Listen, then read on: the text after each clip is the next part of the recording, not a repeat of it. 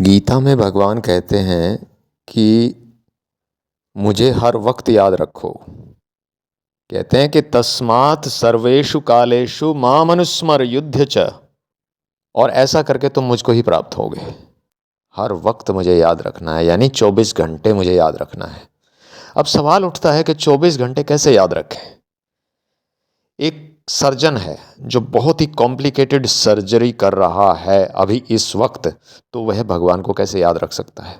बहुत ही high speed पर driving कर रहा है, तो वह भगवान को कैसे याद रख सकता है।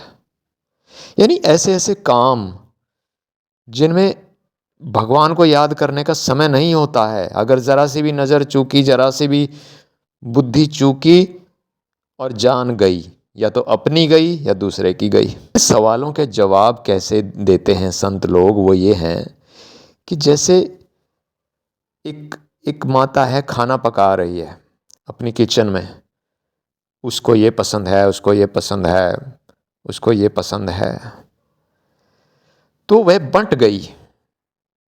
वह बंट गई। उसकी व्यक्तिगत जो उसकी जो पर्सनैलिटी है, उसका जो व्यक्तित्व है, वो बंट गया और परमात्मा से ध्यान उसका हट गया। वो कहती है कि मेरा ध्यान, मैं परमात्मा को कैसे याद रखूं, मैं खाना बनाने में लगी हूं, भूल जाती हूं। तो इसका सबसे बड़ा तरीका यही है कि तुम ये सोच के बना रही हो ना कि ये बेटे के लिए, ये बेटी के लिए, ये उसके लिए, ये उसके लिए। आप ये सोच के क्यों नहीं बनाती कि मैं कृष्ण, अपने भगवान कृष्ण की खुशी के लिए बना रही हूँ ये सारे पकवान, और उसको क्या क्या पसंद है मुझे पता होना चाहिए, और क्या नहीं पसंद है ये भी पता होना चाहिए। जैसे प्याज लहसुन पसंद नहीं है भगवान कृष्ण को, तो आप प्याज लहसुन के पकवान थोड़ा ही बनाओगे। इतनी तो बुद्धि का इस्तेमाल करना पड़ेगा। मांस पसंद नहीं है, मदिरा पसंद नहीं है, हाँ? चाय, बीड़ी इत्यादि ये पसंद नहीं है, उनके लिए ये चीज़ें थोड़ा ही आप तैयार करके रखोगे। तो जो भगवान कृष्ण को पसंद नहीं है वो आप इनके लिए भी नहीं करोगे। एक मोटी मोटी बात समझा रहा हूँ। ज्ञान होना चाहिए कि क्या उसको पसंद है, क्या उसको नहीं पसंद है। सात्विक, तामसिक, राजसी, इसका मोटा मोटा ज्ञान होना चाहिए। अगर बारीक ज्ञान नहीं है तो बारीक ज्ञान तो साधना से और गीता में उतरने से मिलेगा। ठीक है, कोई भी ज्ञान अगर हम पूरा चाहते हैं तो उस फील्ड के सभी लोगों से हमें मिलते हैं कि नहीं हम मिलते। किसी को धन कमाना है, फैक्ट्री लगानी है, तो फैक्ट्री वालों से मिलेगा, लोन देने वालों से मिलेगा, जो ऑलरेडी फैक्ट्री चला रहे हैं मजदूरों से मिलेगा, मालिकों से मिलेगा कि भाई कैसे कैसे, तब जाके पूरा ज्ञान होगा। और परमात्मा का ज्ञान तो बस ऐसे ही चाहते हैं कि बस ऐसे मिल जाए कहीं गली में खड़े होके। तो ये तो देखो हमारी मूर्खता ही है कि जब बाकी ज्ञान ऐसे नहीं मिलते तो परमात्मा का ज्ञान ऐसे सस्ते में कैसे मिल जाएगा। उसके लिए भी उसी तरह से प्रयास करोगे जिस तरह से आप संसार में करते हो। फैक्ट्री लगाते हो तो कैसे कैसे मिलते हो, बताया ना अभी। ऐसे ही भगवान का ज्ञान चाहते हो तो क्या क्या करना पड़ेगा, ये सबको पता है जी, सबको पता है, लेकिन मस्ती में हम करते नहीं हैं। मस्ती तब निकल जाती है हमारी मस्ती तब निकल जाती है जब हमें पता चलता है कि हमें कैंसर हो गया है और बस अब 2 महीने मुश्किल से जी सकते हैं। हमारी मस्ती तब निकल जाती है कि जब हम अपने नाक को भी हाथ लगा दें गलती से तो हम साबुन में हाथ धोते हैं, और जब हमारी किडनी खराब हो जाती है तो साथ में हमें प्लास्टिक का थैला लगा के अपनी मूत्रेंद्रिय के साथ, और उसमें मूत्र भरा हुआ है, उसको लेके चलना पड़ता है, उसको कैरी करना पड़ता है, और फिर हम हाथ धोने और ये सब भूल जाते हैं। और फिर हमें परमात्मा याद आता है कि अरे ऐसी स्थिति भी हो सकती है। जब हमारी रीढ़ की हड्डी टूट जाती है, खाट में ही पड़े पड़े हम हगते और मूथते हैं और करवट भी नहीं ले सकते, चीख निकलती है, तब हमें पता चलता है कि कौन चला रहा था इस बॉडी को। इससे पहले तो हम यही समझते थे ना कि हम चला रहे थे। जो मस्ती में पूछते हैं भगवान है कि नहीं, तो जब उनकी रीढ़ की हड्डी टूटेगी, जब उनको कैंसर होगा, उनकी किडनी खराब होंगी और मूत्र की थैली अपनी साथ में लेके चलेंगे हर वक्त 24 घंटे, तब उनको पता चलेगा कि कौन चला रहा है इसको। इससे पहले तो वो यही समझते हैं कि मैं चला रहा हूँ।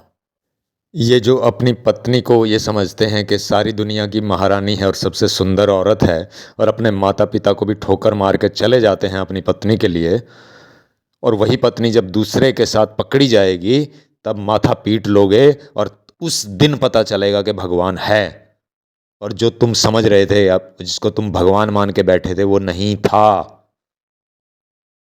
राजा भर्तृहरि के साथ क्या हुआ था? जो पढ़े लिखे हैं, जो समझदार हैं, जो इंसान के बच्चे हैं, उनको पता है ना राजा भर्तृहरि के साथ क्या हुआ था।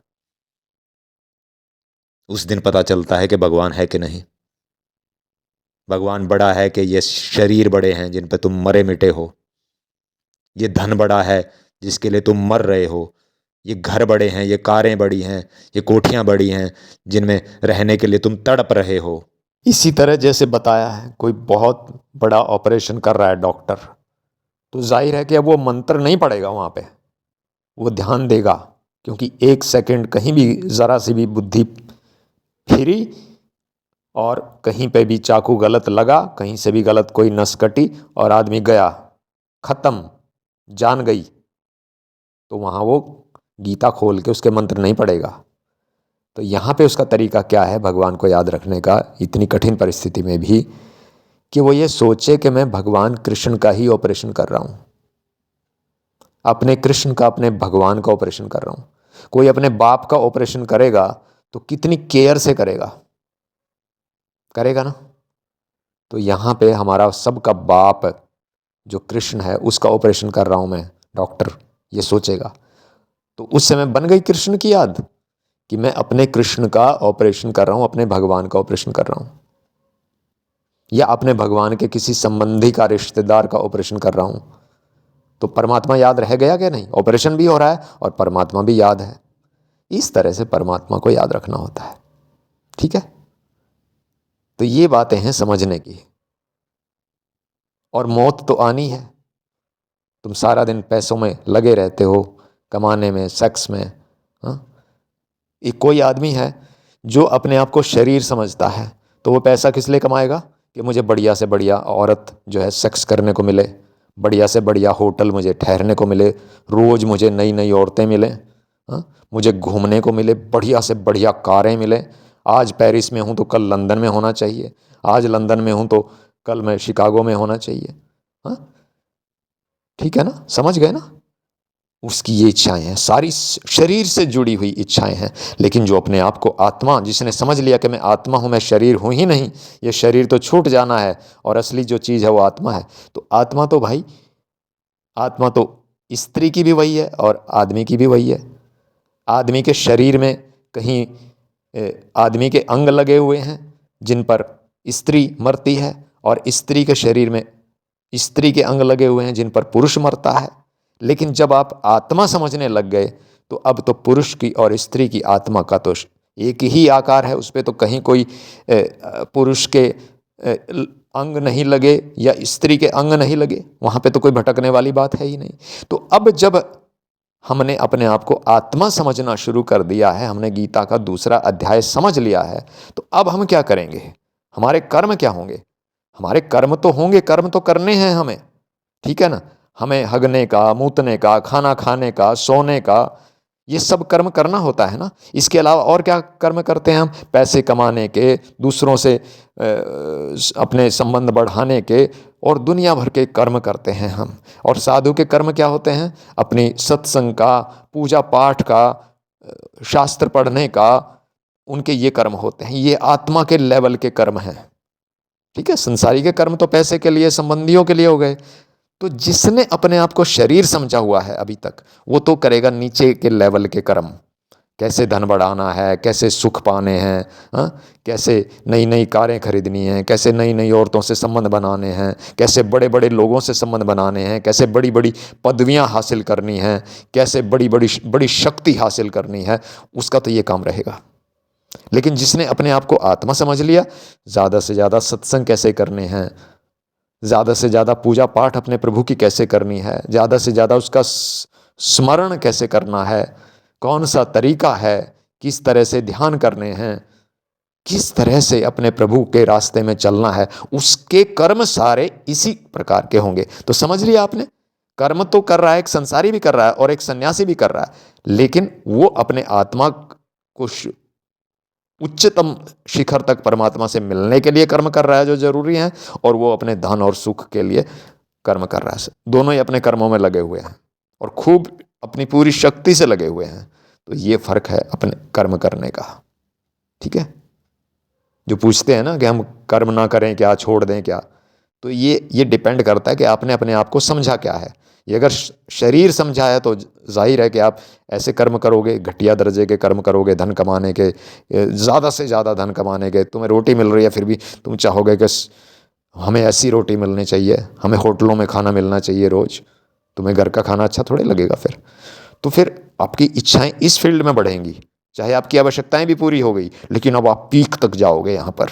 और सन्यासी, आज मुझे प्रभु का इतना अनुभव हुआ, आज मुझे प्रभु के बारे में इतना पता चला, आज मुझे गीता का इस श्लोक का अर्थ पता चला, सही सही भगवान ने क्या कहा है, कल मैं ये जानूंगा, परसों मैं ये जानूंगा, उसकी जो शक्ति है वो उन कामों में लगेगी। दोनों ही अपनी पूरी शक्ति से कामों में लगे हुए हैं, लेकिन देख लो कौन किस में लगा हुआ है। ये डिपेंड करता है कि आपने अपने आप को कितना समझ लिया है, किस लेवल पे उठ गए हो आप।